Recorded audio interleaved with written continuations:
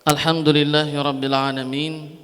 Wassalatu wassalamu ala ashrafil anbiya'i wal mursalin Nabiina Muhammadin wa ala alihi wa sahbihi wa man sara ala darbihi wa nahjihi wastanna bisunnatihi ila yaumiddin. Fallahumma salli wa sallim wa barik wa zid wa an'im ala habibina al-mustafa wa rasulina al-mujtaba Muhammad ibni Abdillah salawatullahi wassalamuhu alaihi amma ba'd. Alhamdulillah teman-teman, kita lanjut kembali daurah fikih puasa Ramadan, dan kita sudah masuk kepada pembahasan atau pertemuan yang kelima ya. Sekarang yang kelima. Insyaallah kita membahas 3 tema. Yang pertama, hal-hal yang berkaitan dengan qada puasa. Yang kedua, hal-hal yang mubah saat di siang Ramadan. Hal-hal apa saja sih yang mubah untuk dilakukan di siang Ramadan, hukumnya mubah gitu. Dan yang ketiga, hal-hal yang berkaitan dengan iftar, buka puasa, dan sahur, makan sahur. Sebelumnya ini alhamdulillah jazakumullah khair atas kehadirannya teman-teman di offline ini maupun di online. Tentu kita mengetahui bahwa keutamaan menuntut ilmu itu, para ulama sampai mengatakan menuntut ilmu itu adalah ibadah yang paling afdal setelah salat 5 waktu. Ibadah menuntut ilmu. Bahkan tentang ibadah menuntut ilmu ini, Allah sampai menyebutkan bahwa siapa yang menuntut ilmu akan diberikan kemudahan untuk jalan menuju surga Allah Subhanahu wa taala melalui lisan Nabi Muhammad SAW. Kemudian di antara tanda kecintaan Allah pada seorang hamba, Allah akan membuatnya memahami agamanya ini. Gitu. Di antara bentuk kalau Allah sudah mencintai seorang hamba, kalau Allah Subhanahu wa taala sudah menginginkan untuk Allah berikan kepadanya kebaikan, Allah akan jadikan hamba itu memahami syariatnya. Gitu. Dan sudah kita sering sampaikan bahwa ada hadis, bahkan ini hadis dan sering diucapkan oleh para ulama, justru semakin seorang mendapatkan dunianya, justru ia akan semakin menyesal di akhiratnya. Gitu lah. Sampai kalimat para ulama, semakin seorang itu mendapatkan dunianya, maka semakin menyesal dia kelak di hari akhir. Gitu. Nah, kecuali ilmu gitu.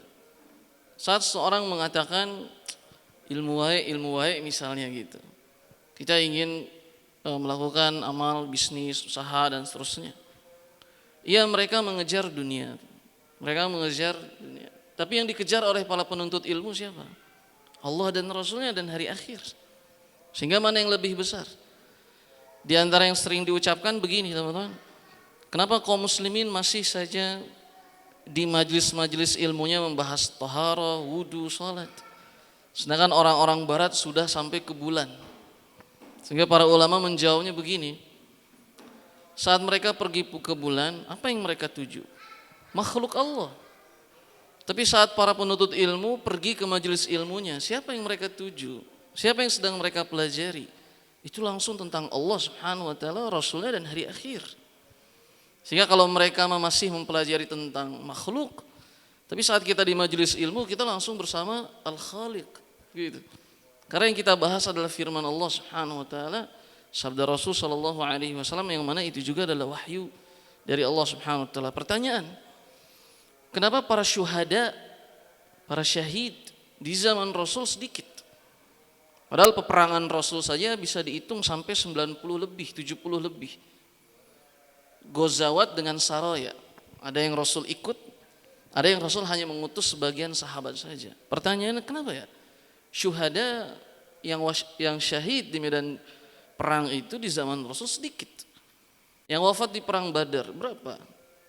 Yang wafat di perang Uhud syahid berapa? Di perang Hunain berapa? Perang Khaybar berapa? Para ulama mengatakan Karena untuk sampai ke derajat syuhada itu pilihan Allah. Tidak sembarang orang bisa. Begitu juga di tema ar-risalah, tema pewaris kenabian. Ilmu, Pak. Ini syuhada, jalan VIP menuju surga Allah Subhanahu wa taala.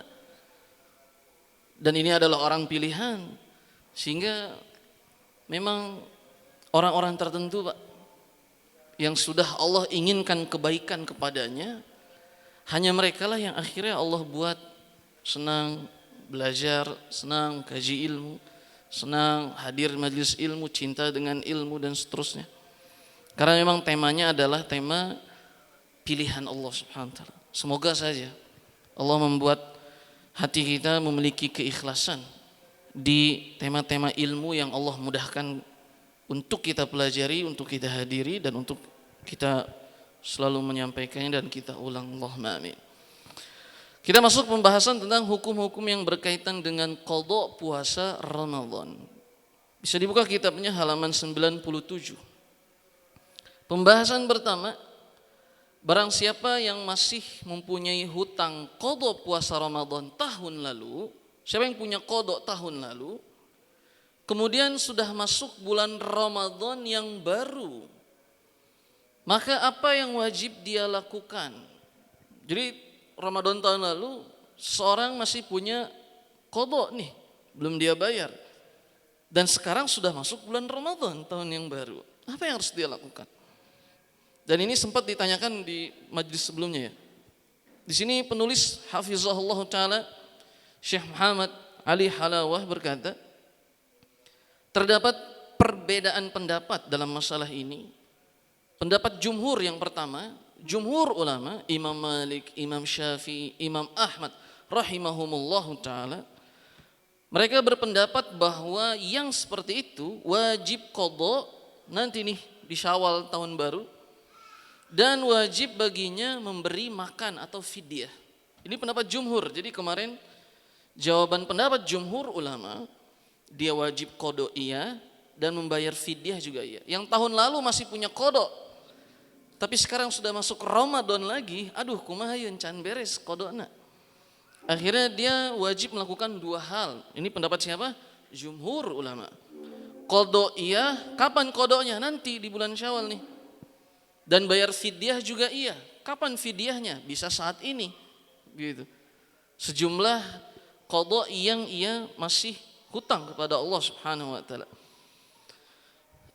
Sebenarnya dalilnya tidak secara langsung, teman-teman. Misalnya di sini jumhur ulama membawakan hadis yang diriwayatkan oleh Imam Bukhari dan Imam Muslim dari Ibunda Aisyah radhiyallahu taala anha. Beliau berkata, dahulu aku pernah punya hutang puasa Ramadan dan aku tidak bisa membayarnya kecuali di bulan Sya'ban. Gitu. Kecuali di bulan Sya'ban. Dari sini Imam Ibnu Hajar mengatakan bahwa tidak boleh menunda qada sampai masuk Ramadan berikutnya. Kalau itu terjadi, maka dia harus membayar dua, qada iya, fidyah juga iya, gitu. Jadi dalilnya tidak secara langsung. Adapun pendapat yang kedua, pendapat Imam Abu Hanifah. Pendapat Imam Abu Hanifah. Dan yang dipilih oleh Imam Bukhari juga Imam Ibnu Hazm. Mazhab kelima, mazhab Al-Zahiri. Mereka berpendapat bahwa hanya qada tanpa fidyah. Yang sudah punya hutang nih, sekarang udah masuk Ramadan, punya hutang 3, belum kebayar, tapi sekarang udah Ramadan. Maka kata Imam Abu Hanifah, dia hanya mengqada saja nanti setelah Ramadan bulan Syawal gitu. Nah, apa dalilnya? Dalilnya adalah surat Al-Baqarah ayat 185 tentang telah diwajibkan bagi kalian puasa kecuali yang sakit, yang sedang safar, maka menggantinya fa'iddatun min ayyamin ukhur. Nah, menurut Imam Abu Hanifah tidak ada lagi yang disebutkan dalam Al-Quran kecuali fa'iddatun min ayyamin ukhur. Cuma ada qada doang yang disebutkan dalam Al-Quran, gitu. Sehingga akhirnya menurut Imam Abu Hanifah hanya mengqada saja tanpa fidyah. Karena dalam Al-Quran menyebutkan Siapa di antara kalian yang sakit, siapa di antara kalian yang sedang safar, fa'iddatum min ayyamin ukhra. Allah hanya menyebutnya, hanya memerintahnya untuk mengqadha saja, tidak dengan fidyah. Gitu. Nah, ini pendapat Imam Abu Hanifah. Tapi pendapat yang dipilih, kalau menurut penulis, pendapat yang dipilih adalah pendapat kedua, bahwa orang itu hanya membayar qadha saja, melakukan qadha saja walaupun sudah masuk Ramadan berikutnya, dan mengqadhanya di hari-hari setelah Ramadan baru itu, dan tidak ada baginya memberi makan fakir miskin atau fidyah. Karena apa? Tidak ada dalilnya satupun yang mewajibkan ia membayar fidyah kepada orang miskin. Jadi yang dipilih oleh penulis mah membayar qadha saja. Tapi jumhur ulama qadha dengan apa namanya? Qadha dengan fidyah, gitu. Ini ada perkataan jumhur dan ini ada perkataan Imam Abu Hanifah, gitu. Jadi nanti kalau pertanyaannya menurut jumhur ulama, menurut Imam Abu Hanifah, gitu ya. Dan sebabnya apa Imam Abu Hanifah berpendapat qadha saja tanpa harus membayar fidyah? Jawabannya apa? Karena tidak ada dalil secara langsung yang menyebutkan barang siapa yang belum bayar qadha sampai masuk Ramadan berikutnya, maka dia qadha dan fidyah juga. Enggak ada dalil yang secara langsungnya, gitu. Tapi itu pendapat jumhur. Para ulama sampai menyebutkan as-salamatu ma'al jumhur. Itu kaidah. Keselamatan itu bersama pada pendapatnya jumhur. Sampai para ulama yang kedua mengatakan, kalau kalian jangan coba-coba kalian menyelisihi jumhur. Sampai para ulama mengatakan demikian. Kecuali illa an yakuna ma'aka dalilun qawi. Kecuali kalau kalian itu memiliki dalil yang kuat. Hukum asalnya begitu, Pak. Sampai hukum asalnya menerima pendapat jumhur. Keselamatan berada pada pendapat jumhur. Tapi enggak selamanya seperti itu. Enggak selamanya yang jumhur selalu yang benar. Di antara dalilnya apa di sirah, Pak? Di antara dalilnya apa di sirah Nabi SAW? Di sirah kemarin kita bahas Khulafaur Rasyidin, Abu Bakar, tentang merangi kaum Riddah. Semua sahabat minta kepada Abu Bakar, jangan perangi mereka. Karena pasukan kita Usama sedang diberangkatkan. Sehingga pasukan kita di kota Madinah cuma sedikit, tapi kota Abu Bakar enggak, serang gitu. Itu Abu Bakar sendiri, gitu ya. Pembahasan berikutnya, apakah qadha itu harus membayarnya dengan segera atau tidak dengan segera? Imam An-Nawawi rahimahullahu taala, ulama mazhab Syafi'i. Imam Nawawi itu ulama besar di mazhab Imam Syafi'i. Beliau berkata Imam Nawawi, dan ini adalah pendapat Imam Abu Hanifah, Imam Malik, Imam Syafi'i, dan Imam Ahmad, qadha itu wajib tapi secara tarakhi. Tarakhi itu apa? Boleh tidak segera, tidak masalah. Sebulan sekali, tidak masalah. Jadi wajibnya secara tarakhi, tidak perlu langsung segera setelah Ramadan, tanggal 2 Syawal, 3 Syawal langsung bayar qadha, itu tidak perlu seperti itu. Wajibnya wajib tarakhi, dan ini adalah pendapat kesepakatan ulama. Yang berikutnya, hukum puasa sunnah bagi orang yang mempunyai hutang qadha. Seorang nih Pak, seorang yang punya lagi datang bulan 6 hari misalnya, tidak puasa Ramadan, otomatis dia harus mengqadha 6 hari juga kan gitu Pak ya. Nah sedangkan ia ingin puasa sunnah Syawal, 6 Syawal Pak. Bolehkah orang ini melakukan puasa sunnah sedangkan ia masih punya qadhaan Ramadan? Apakah kita katakan jangan dulu puasa Syawal, qadha dulu, qadha nanti 7 hari 7 hari gitu. Sedangkan dia ingin adapun puasa Syawal itu kan terbatas waktunya, bulan Syawal saja gitu. Maka jawabannya adalah qadha Ramadan itu wajib dibayar dengan cara tarakhi, tidak perlu tergesa-gesa. Maka boleh baginya melakukan puasa sunnah yang sudah ada waktu khususnya walaupun ia belum bayar qadha Ramadan. Karena tidak ada dalil yang melarang akan hal tersebut. Tidak ada dalil yang melarang bahwasanya saat seorang masih punya qadha, tidak ada dalil yang melarang untuk dia melakukan puasa sunnah lainnya sebelum membayar qadha puasa tahun lalunya. Pembahasan yang keempat, barang siapa yang wafat sedangkan ia masih punya hutang puasa wajib, apa yang harus dia lakukan? Misalnya orang tua kita nih Pak, sudah wafat misalnya. Ada seorang punya keluarga wafat. Dan keluarga yang wafat itu masih punya puasa wajib gitu. Hutang puasa wajib. Misalnya hutang puasa wajib itu ya masih punya qadha Ramadan gitu Pak. Ada seorang memiliki hutang Ramadan tahun lalu. Kan gitu Pak. Ada 2 hari ini misalnya. Kemudian orang itu wafat Pak. Orang ini wafat sedangkan masih punya hutang qadha Ramadan 2 hari. Apa yang harus dilakukan oleh keluarganya? Maka kita lihat. Ada 2 keadaan dalam masalah ini. Keadaan yang pertama adalah ia wafat sebelum mampu membayar qadha.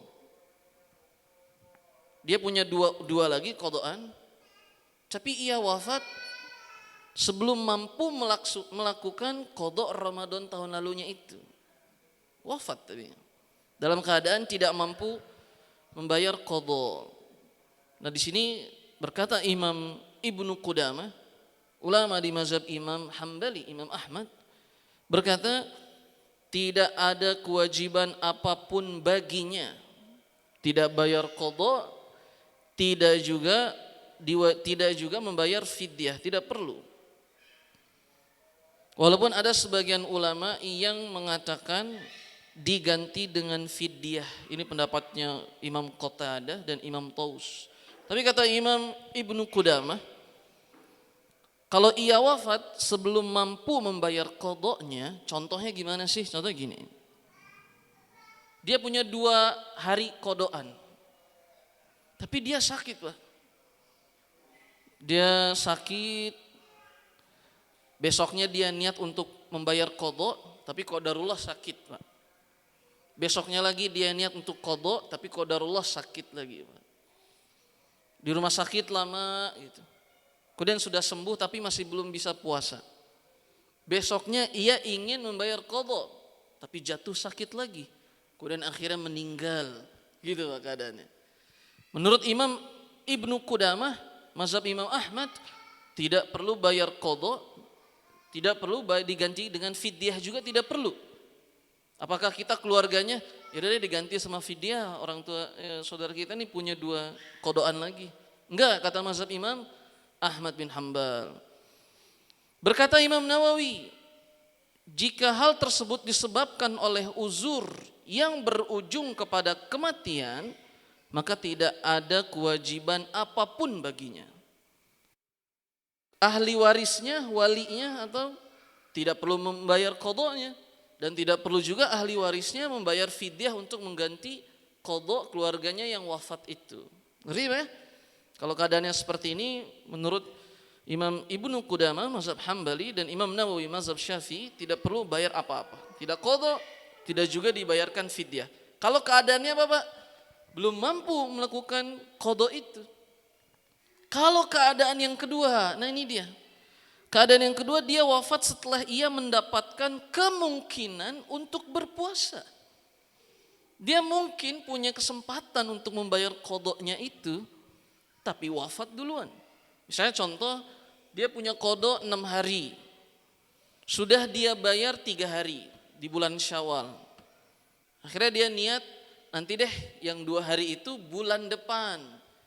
Dan saat dia mengucapkan seperti itu, dia sedang tidak sakit, Pak. Sedang tidak sakit, besoknya juga tidak sakit, besoknya juga tidak sakit, besoknya juga tidak sakit. Lewat 1 bulan dia tidak sakit. Artinya saat lewat 1 bulan itu dalam keadaan sehat, memungkinkan gak untuknya sebenarnya untuk membayar qadha? Mungkin, tapi dia tunda. Dia tunda lagi, dia tunda lagi, dia tunda lagi, dia tunda lagi, dia tunda lagi. Kemudian saat dia niat besok untuk qadha, wafat. Nah ini keadaan yang kedua. Jadi sebenarnya dia memiliki kemungkinan untuk membayar qadha, tapi dia tunda, sehat. Saat ingin mengqadhanya dia wafat. Jadi keadaan yang kedua ini berbeda dengan keadaan yang pertama. Apa yang harus dilakukan oleh walinya di sini? Keadaan yang kedua. Para ulama berbeda pendapat. Jumhur ulama, Imam Abu Hanifah, Imam Malik, Imam Syafi'i berpendapat cukup dibayarkan fidyah saja. Cukup dibayarkan fidyah saja. Berdasarkan dengan hadis, tapi hadis ini dinilai dhaif oleh para ulama hadis. Gitu. Adapun yang kedua, pendapat Imam Syafi'i di qaul qadimnya, pendapat yang lamanya. Jadi Imam Syafi'i itu punya pendapat lama dan pendapat baru. Kalau pendapat barunya cukup fidyah saja, jumhur ulama. Jadi kalau jumhur ulama fidyah saja, bayarkan fidyah saja. Berdasarkan dengan hadis, bisa teman-teman baca. Tapi para ulama hadis mengatakan hadis ini dhaif. Adapun pendapat Imam Syafi'i yang kedua, qaul lamanya berpendapat bahwa walinya berpuasa untuknya. Hadisnya sahih ini, Pak. Hadis Bukhari dan hadis Muslim. Ibunda Aisyah radhiyallahu taala anha berkata bahwa Nabi SAW telah bersabda, barang siapa yang meninggal sedangkan ia masih memiliki hutang puasa, maka walinya lah yang berpuasa untuknya. Wali itu kan nanti ahli waris, itu golongan ahli warisnya. Kalau dia punya ayah, ya ayahnya. Kalau tidak ada, maka anak laki-lakinya. Kalau tidak ada, maka pamannya, dan seterusnya dilihat di ahli waris. Hadis Bukhari Muslim, gitu. Begitu juga hadis yang kedua. Ada seorang yang datang kepada Rasul, ya Rasulullah, gitu. Sungguhnya ibuku telah wafat sedangkan ia masih mempunyai hutang puasa 1 bulan. Apakah aku mengqadhanya? Nabi menjawab, iya.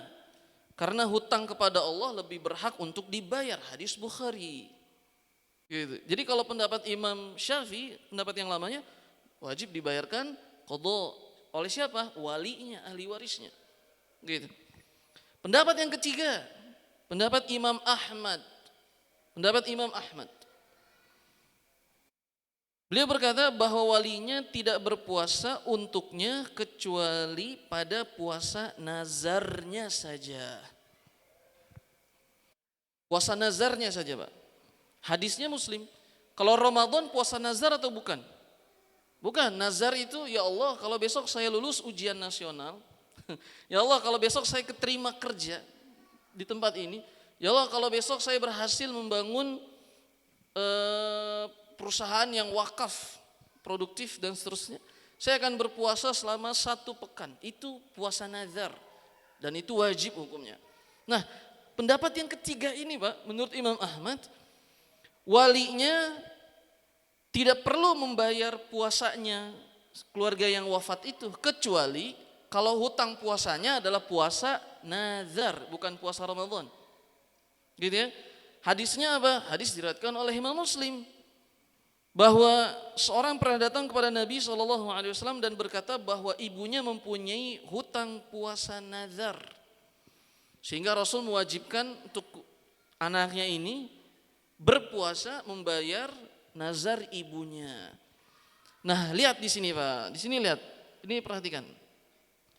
Penulis berkata, yang rajih adalah puasanya harus dibayar oleh walinya. Itu bukan perintah wajib. Ini menurut pendapat jumhur.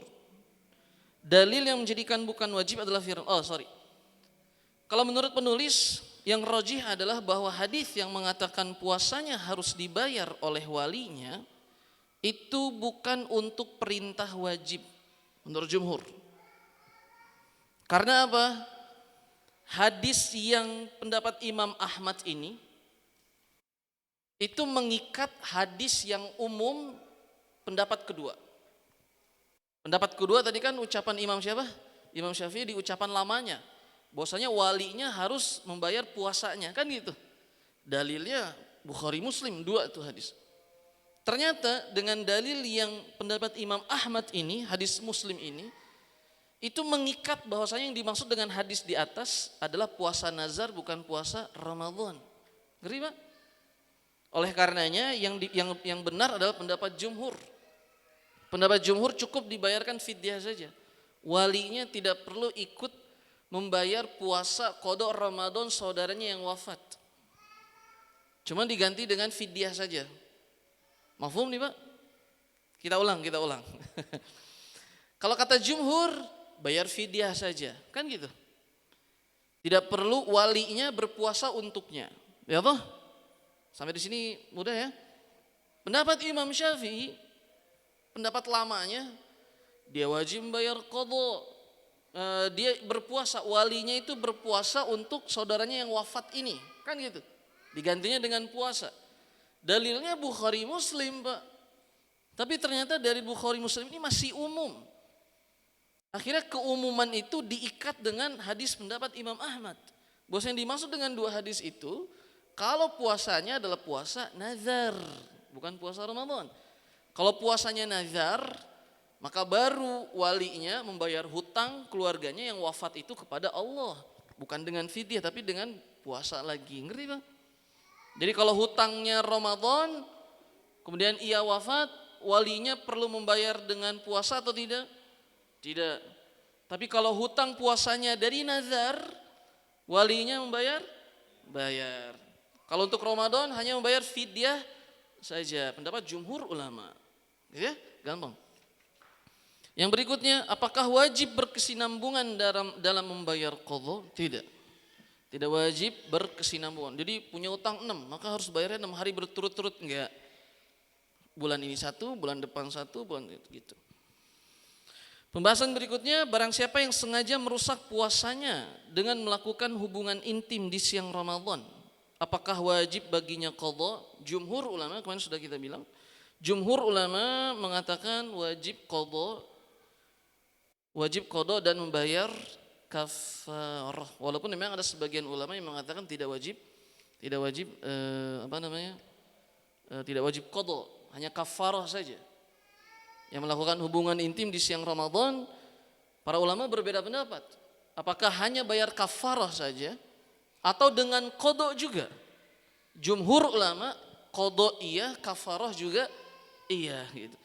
Kalau sebagian ulama yang mengatakan tidak perlu qadha karena Al-Qur'an tidak menyebut qadha. Al-Qur'an hanya menyebutnya fakafaratuhu, maka kafarahnya adalah membebaskan hamba sahaya yang beriman. Kalau tidak mampu puasa 2 bulan berturut-turut, kalau tidak mampu memberikan makan kepada 60 fuqara masakin. Kalau tidak mampu juga, seperti kisah yang kemarin yang sudah kita sebutkan, ya Rasulullah, tidak ada yang lebih miskin dariku di kota Madinah ini. Sehingga saya 60 orang itu siapa aja. Keluarga saya lebih miskin dari semua orang di sini. Sampai datang, kemudian Rasul pun tertawa. Pembahasan terakhir, yang ke-8, jika seorang bangun di pagi hari dan tidak berpuasa karena ia meyakini bahwa hari tersebut masih bulan Sya'ban, tapi ternyata terlihat bukti bahwa hari itu adalah hari Ramadan, maka apakah ia harus berpuasa? Misalnya contoh nih, dia malam gak mengikuti isbat, dia tidur karena capek safar jauh, tidur, dia kira besok masih bulan Sya'ban gitu. Enggak taunya besok itu sudah 1 Ramadan. Sedangkan ia saat bangun itu sudah makan, sudah minum. Pas ngelihat berita, iya Ramadan nih sekarang teh. Apa yang dia harus lakukan? Wajib baginya menahan dan wajib baginya mengqadha. Wajib baginya menahan, ikut puasa, dan wajib baginya mengqadha. Atau ilustrasi yang keduanya begini. Peristiwa yang keduanya begini, seseorang bangun, dia nggak tahu nih, pas dia bangun dia ngeliat jam, oh masih jam 4, akhirnya dia makan dan minum, nggak taunya jamnya mati Pak. Setelah dia makan dan minum, tiba-tiba masjid Allahu Akbar, syahadu alla ilaha illallah, qomat. Loh, saya lagi makan ini, kok qomat? Artinya qomat kan sudah azan, berarti dia makan setelah masuk azan subuh. Itu gimana? Sama kasusnya seperti ini Pak. Puasanya batal dan wajib mengqadha. Puasanya batal dan wajib mengqadha. Sekalipun dia seperti itu ngeliat jam masih jam 4 gitu. Ternyata itu dianggap batal dan wajib baginya mengqadha. Sama seperti ini. Dianggap besok itu masih Syaban, saat di pagi hari dia makan minum. Enggak taunya lihat berita sudah satu Ramadan. Tapi pembahasan yang kedua, kita ada 3 pembahasan. Sekarang hal-hal yang mubah dilakukan saat puasa. Ada 6. Yang pertama, hukum mandi bagi yang berpuasa. Sah. Mandi bagi yang berpuasa itu sah. Berkata Imam An-Nawawi, ulama mazhab Syafi'i, mengatakan telah menjadi ijma', kesepakatan para ulama akan sahnya puasa orang yang sedang junub, baik dikarenakan ihtilam atau hubungan intim. Jadi saat dia bangun nih Pak, kemudian datang waktu subuh, sebelum subuh dia sahur, kemudian saat azan subuh dia juga belum mandi dari junubnya, kemudian dia mandi. Itu sah saja. Dan di antara dalilnya adalah ini, mandi bagi yang berpuasa itu sah. Berikutnya, dalil berikutnya dari Ummu Salamah radhiyallahu taala anha, bahwa Rasulullah SAW dahulu pernah bangun ketika waktu fajar datang, sedangkan ia dalam keadaan junub dari keluarganya, kemudian beliau mandi, kemudian beliau berpuasa.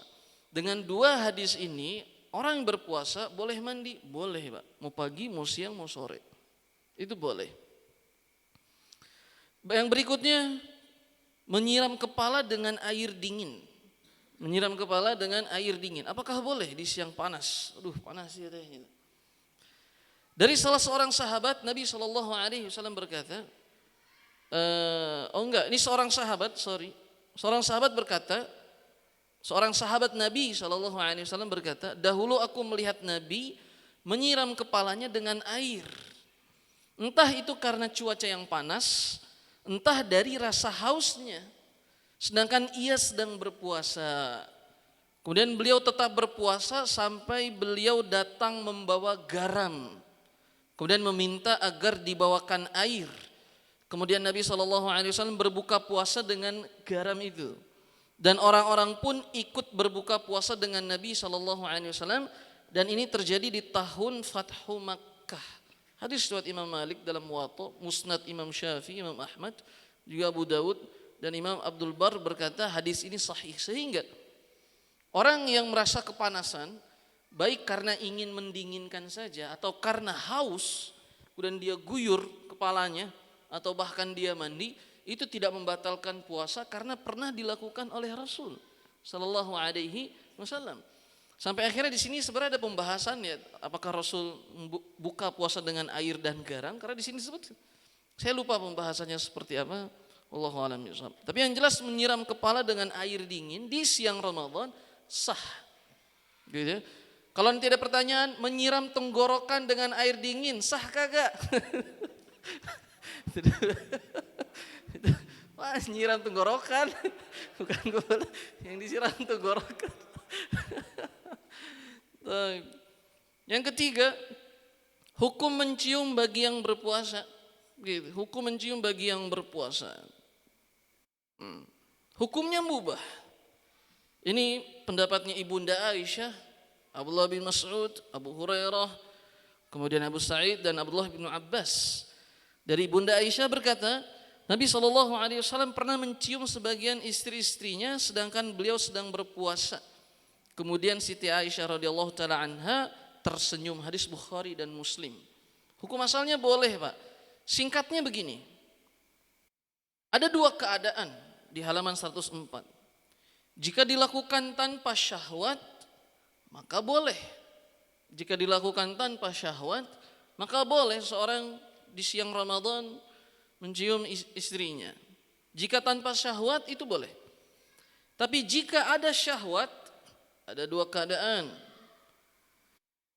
Jika dia yakin, wah ini bisa keluar mani dan seterusnya, dia tidak boleh mencium istrinya. Kalau yakin seperti itu. Kalau dia merasa aman dari keluarnya mani, maka walaupun dengan syahwat ia melakukan hal itu masih dibolehkan. Gitu. Berdasarkan hadis Ibunda Aisyah radhiyallahu taala.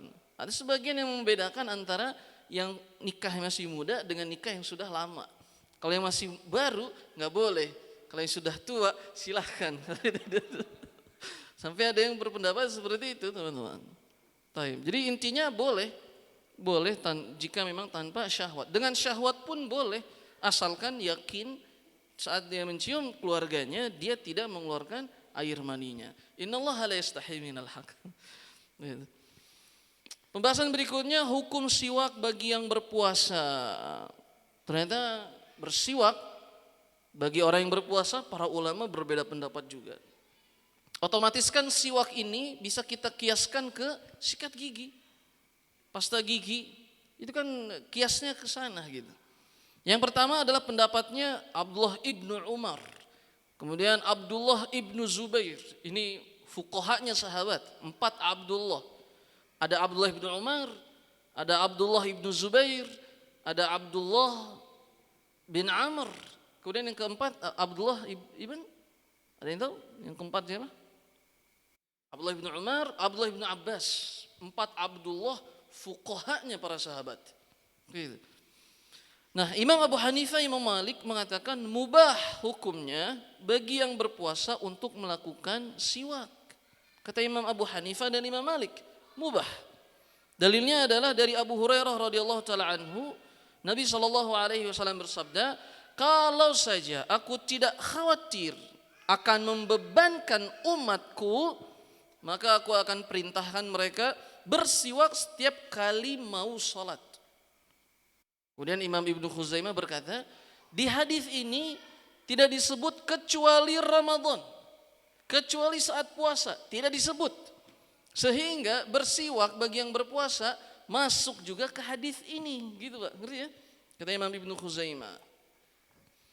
Jadi mubah bersiwak. Dalilnya ini, dalilnya secara umum. Rasul bilang, kalau aku tidak khawatir memberatkan umatku, aku akan wajibkan mereka bersiwak setiap kali ingin sholat. Dalam hadis ini tidak disebutkan kecuali saat dia berpuasa, kecuali di Ramadan. Karena itu tidak disebutkan, sehingga masuklah di tema ini. Mubah kalau begitu melakukan siwak di siang Ramadan. Dalilnya secara umum ini saat kita ingin sholat. Kata Rasulullah SAW, dari sini hadisnya sunnah melakukan siwak terlebih dahulu. Yang kedua apa? Pendapat Imam Syafi'i dan Imam Ahmad. Kalau ini seimbang. Kalau tadi Imam Abu Hanifah dan Imam Malik, kalau yang kedua ini pendapat Imam Syafi'i dan Imam Ahmad, bahwa siwak itu makruh jika dilakukan di waktu al-ashi. Al-ashi setelah zawal, setelah zuhur, masuk waktu zuhur. Kalau pendapat Imam Syafi'i dan Imam Ahmad, makruh hukumnya melakukan siwak, melakukan sikat gigi dengan pasta gigi, Pepsodent atau pasta gigi itu setelah zuhur. Itu makruh sampai maghrib. Dalilnya apa? Nabi SAW bersabda, demi jiwa Muhammad yang berada di tangannya, sungguh aroma mulut orang yang berpuasa itu lebih wangi bagi Allah dari minyak al-miski. Hadis Bukhari Muslim. Artinya apa? Mulut itu kan baru muncul bau biasanya zuhur. Zuhur sampai asar itu udah luar biasa. Nah, kalau kita hilangkan itu, artinya kita sedang menghilangkan kecintaan Allah. Bagi Allah mah itu lebih wangi dari minyak miski. Saat kita hilangkan, kita menghilangkan keutamaan itu dong. Maka artinya tidak boleh melakukan siwak, makruh. Gitu.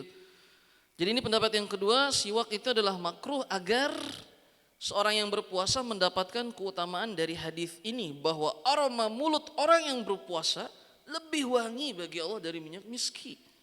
Artinya saat kita ingin hilangkan aroma bau mulut orang puasa itu, artinya kita sedang menghilangkan keutamaan hadis ini, sehingga itu dinilai makruh oleh pendapat Imam Syafi'i dan Imam Ahmad.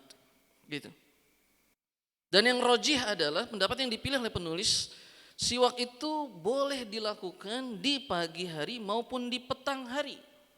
Karena umumnya hadis yang memerintahkan melakukan siwak di setiap hendak sholat, dan tidak disebutkan ketika berpuasa atau tidak. Jadi yang dipilih oleh penulis mah, siwak itu tidak makruh, mubah. Jadi karena kan temanya di sini adalah hal-hal yang mubah gitu. Mubah saja dilakukan saat di pagi Ramadan atau di siang Ramadan bahkan bisa bernilai sunnah, bisa bernilai ibadah kalau melakukannya dengan berdasarkan hadis ini, Rasul memerintahkan gitu. Bisa menjadi hal yang mendapatkan pahala gitu teman-teman. Akan tetapi, ini catatannya, siwak pun perlu dilihat. Ada siwak yang hancur, yang tidak bisa kita tahan serbuknya itu jatuh ke tenggorokan. Ada siwak yang seperti itu kan, siwak yang mudah hancur, sehingga kecil-kecilnya itu bisa terasa di tenggorokan dan jatuh. Kalau itu jatuh ke tenggorokan itu membatalkan puasa. Sehingga saat siwak pun harus berhati-hati saat memilih siwak di siang Ramadan. Mencicipi makanan bagi yang berpuasa, apa hukumnya? Yang pertama, tidak ada riwayat dari Nabi Shallallahu Alaihi Wasallam tentang masalah ini. Yang kedua, hanya ada riwayat-riwayat dari sahabat maupun generasi tabi'in saja tentang mencicipi makanan ini. Yang pertama, dari Abdullah bin Abbas radhiyallahu taala anhu, beliau berkata, tidak apa-apa bagi yang berpuasa untuk mencicipi al-khal. Al-khal itu bahasa kita hari ini acarnya kita deh gitu. Acarnya orang Arab. Kalau makan itu pakai khal. Khal itu yang asam luar biasa. Tapi hadis ini dhaif. Ada riwayat dari Imam Hasan Al-Basri, ulama besar. Beliau berkata, tidak apa-apa bagi yang berpuasa untuk mencicipi madu dan penyedap atau semisalnya asalkan ia tidak menelannya. Hadis Imam Ibnu Abi Syaibah. Nah, ini dinilai, ini tidak diberi penilaian ya oleh penulis, sehingga mungkin hadis ini diterima. Dan ada fatwa dari Syekh Abdullah bin Abdurrahman bin Jibrin. Beliau berkata, tidak apa-apa dengan mencicipi makanan karena ada hajah, jika ada hajah. Dengan meletakkan makanan di ujung lidahnya agar tahu rasa makanan itu seperti apa, dengan syarat tidak menelannya, melainkan dikeluarkan lagi dan hal tersebut tidak merusak puasanya. Fatwa As-Siyam, buku fatwa tentang puasa. Jadi boleh. Hukum mengunyah makanan bagi yang berpuasa, hukum asalnya makruh. Makruh mengunyah makanan bagi yang berpuasa. Kalau mencicipi saja mubah. Tapi kalau dia mengunyah makanan makruh. Mengunyah makanan makruh. Tapi pembahasan terakhir teman-teman, kita mulai jam 9 dan insya Allah selesai jam 10. Dan ini masih ada 20 menit lagi. Ini sepertinya enggak sedikit, hanya beberapa lembar saja. Yang ketiga, pembahasan tentang iftar dan sahur. Sebelumnya sudah kita bahas tentang hal-hal yang berkaitan dengan qada. Yang kedua sudah kita bahas tentang hal-hal yang mubah dilakukan siang Ramadan. Sekarang tentang iftar dan sahur, kita agak cepat saja. Pembahasan pertama halaman 108. Waktu puasa sudah kita bahas dari awal fajar sampai akhirnya maghrib gitu. Pembahasan kedua, hal-hal tentang iftar. Apa itu iftar? Berbuka puasa, iftar. Yang pertama, keutamaan dari menyegerakan berbuka. Maka sunnahnya iftar itu disegerakan gitu. Lihat keutamaannya apa?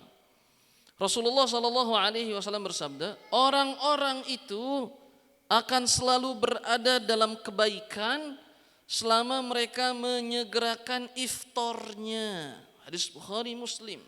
Gitu. Dan ada tambahan dalam hadis, Imam Ibnu Hajar berkata, dan ada tambahan dalam riwayat lain, dan mengakhirkan sahur. Jadi sunnahnya adalah saat iftar bersegera, tidak ditunda-tunda. Adapun saat sahur sunnahnya adalah diakhirkan ke waktu-waktu akhir gitu. Faidahnya tadi apa? Kata Rasulullah SAW, mereka akan senantiasa berada dalam kebaikan. Kebaikan umum, kebaikan apapun teman-teman, kita bisa mendapatkan kebaikan yang banyak. Yang kedua, sunnahnya para Rasul gitu. Ibunda Aisyah berkata bahwa menyegerakan iftar, menyegerakan dalam berbuka itu yang biasa dilakukan oleh Rasulullah sallallahu alaihi wasallam. Dan yang ketiga, dalam bentuk menyelisihi golongan yang dimurkai yaitu Yahudi dan golongan yang sesat yaitu Nasrani. Dari Abu Hurairah radhiyallahu taala anhu, Nabi sallallahu alaihi wasallam bersabda, agama ini akan selalu tegak selama kaum muslimin menyegerakan iftarnya. Lihat, agama ini akan senantiasa tegak dan nampak selama kaum muslimin menyegerakan waktu iftarnya. Kenapa? Karena orang-orang Yahudi dan Nasrani mengakhirkan waktu iftarnya. Jadi dalam rangka menyelisihi orang-orang yang Yahudi dan Nasrani. Itu yang pertama, keutamaan dari menyegerakan berbuka. Masih aman teman-teman? Masih aman ya? Yang oksigennya udah mulai kempes-kempesan, tarik napas, biar ini lagi. Yang kedua, berdoa ketika hendak berbuka. Berdoa ketika hendak berbuka. Dari Abu Hurairah, Nabi SAW bersabda, ada 3 golongan yang doanya tidak tertolak. Yang pertama adalah pemimpin yang adil. Yang kedua adalah orang yang berpuasa sampai ia berbuka. Dan yang ketiga adalah orang yang terzolimi. Hadis ini diterima. Hadisnya diterima oleh para ulama. Jadi doanya itu tidak dibatasi saat hendak buka puasa saja, teman-teman. Doa yang dimaksud doa yang mustajab di sini, orang yang berpuasa sampai berbuka. Dari awal dia berpuasa fajar subuh sampai maghrib itu waktu mustajab semua. Gitu. Itu adalah waktu mustajab semua. Jadi tidak dibatasi menjelang berbuka saja. Kalaupun mau berdoa di situ silahkan. Kalaupun mau dari awal-awal itu pun memang termasuk dalam hadis gitu. Yang ketiga, apa yang diucapkan saat berbuka? Dari Marwan bin Salim Al-Muqaffa berkata, aku melihat Abdullah ibnu Umar, sahabat, menggenggam jenggotnya kemudian memotongnya yang lebih dari genggaman. Jadi saat yang lebih dari genggaman dia potong.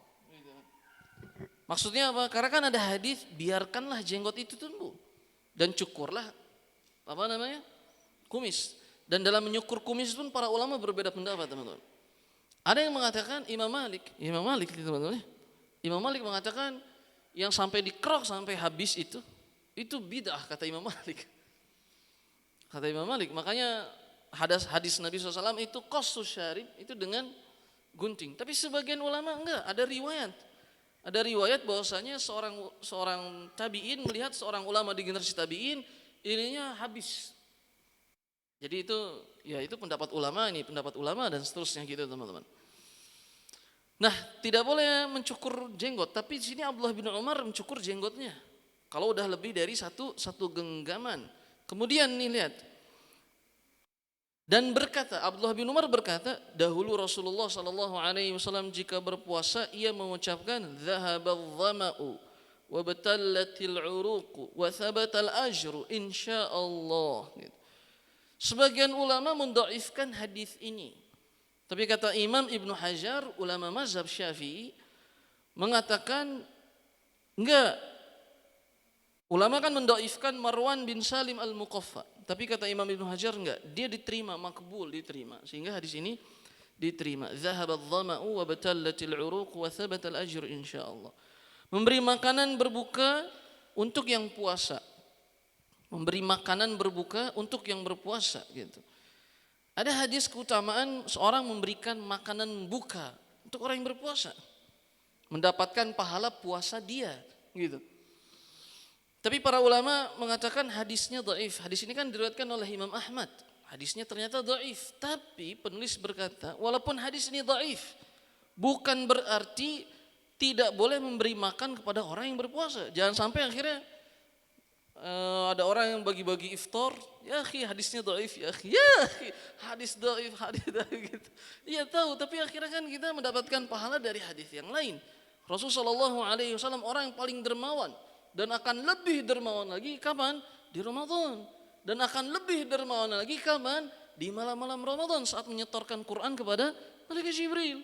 Jadi kalaupun kita tidak dapat hadis itu, maka kita dapat dari hadis yang lain. Rasul berbagi, bersedekah dan seterusnya.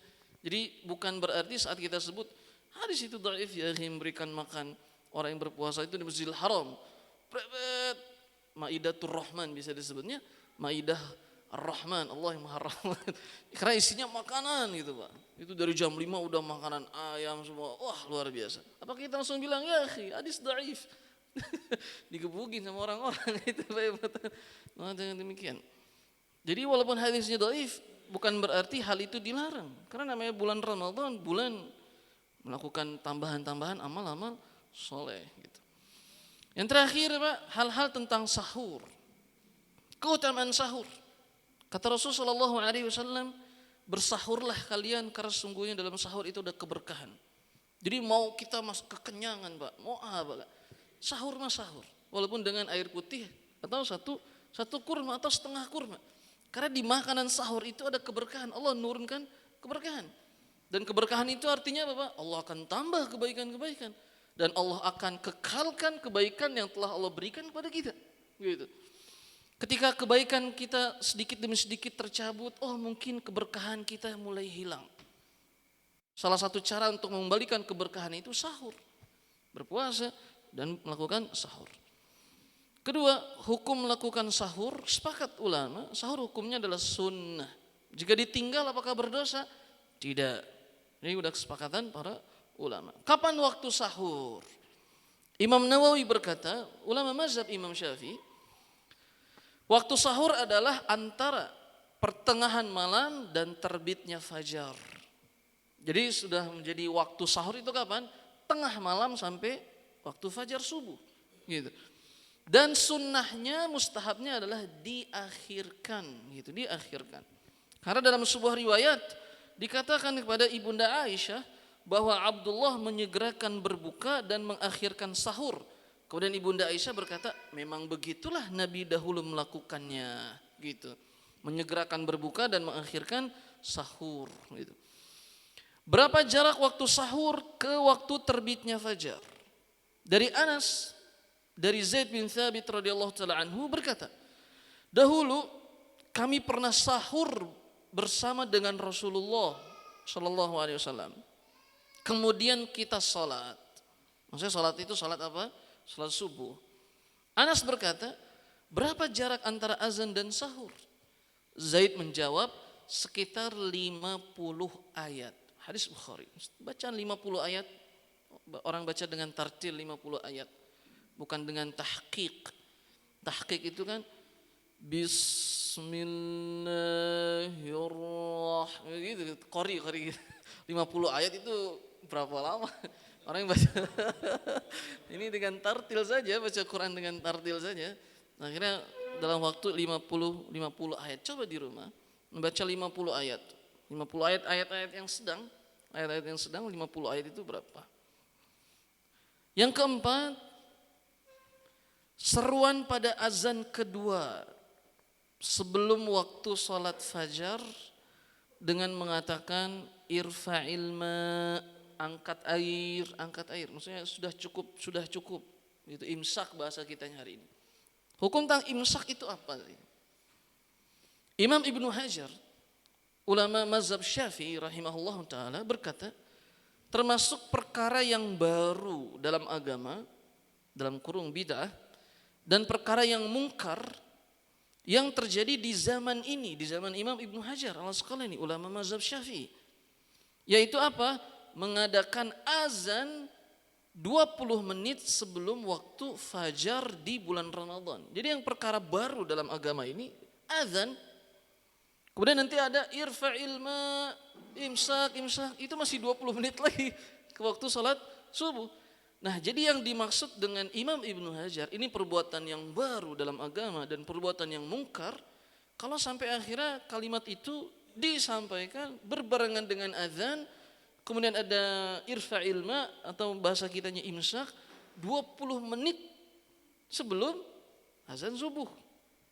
Itu dianggap perkara yang baru gitu. Kemudian dan mematikan lampu-lampu yang dijadikan tanda akan haramnya makan dan minum bagi siapa saja yang ingin berpuasa di hari itu.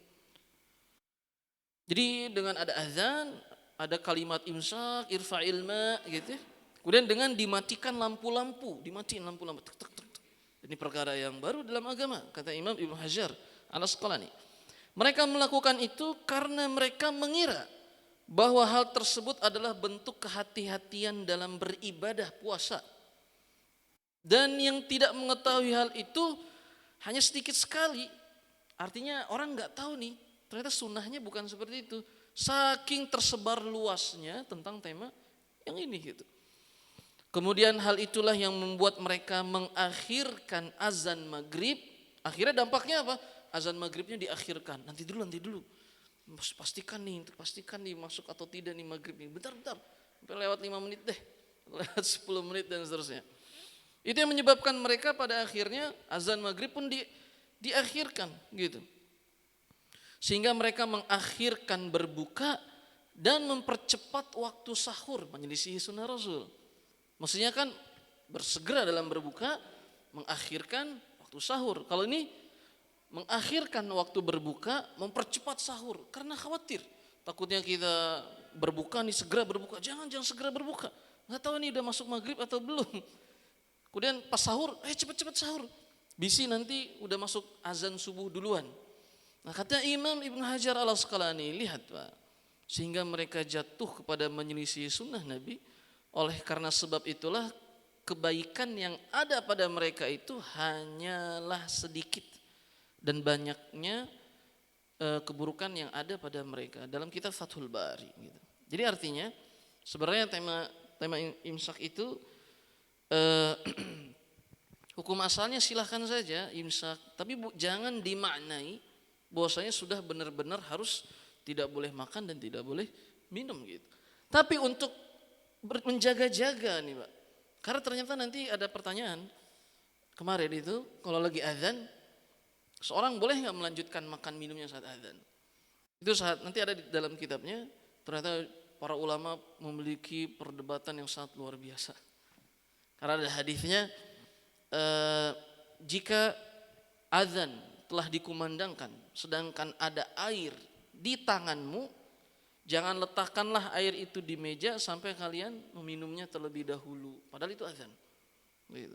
Tapi temanya makanan dan minuman yang masih di tangan, bukan yang ada di meja. Kalau di meja mah, ini masih ada, nggak apa-apa. Enggak, yang ada di tangan, minuman yang masih ada di tangan, temanya di situ. Nah ini, ketika azan salat fajar sudah dikumandangkan, sedangkan segelas air masih di tangan, apa yang harus dilakukan? Imam mazhab yang 4 berpendapat tidak boleh sahur ketika sudah masuk waktu terbit fajar. Karena hadis yang itu Pak, menurut jumhur ulama, imam mazhab yang 4, menurut jumhur ulama tidak boleh. Hadis itu ada yang mengatakan dhaif.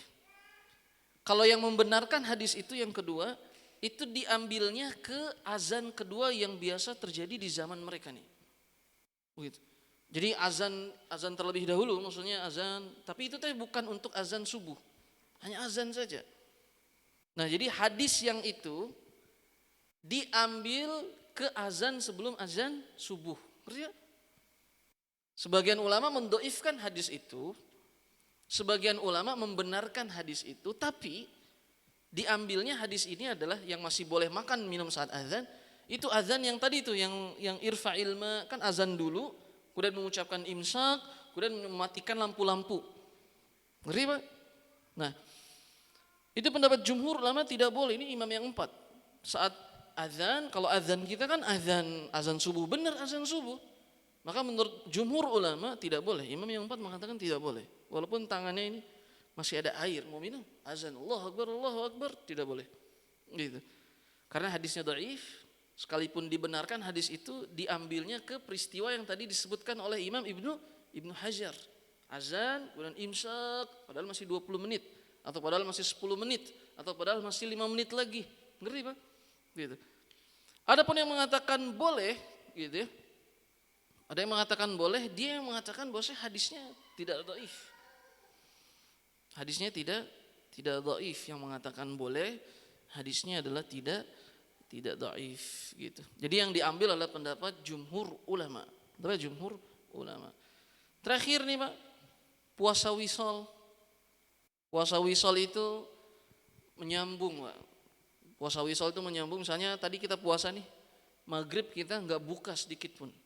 Sampai besok sahur, tidak sahur, kemudian puasa lagi.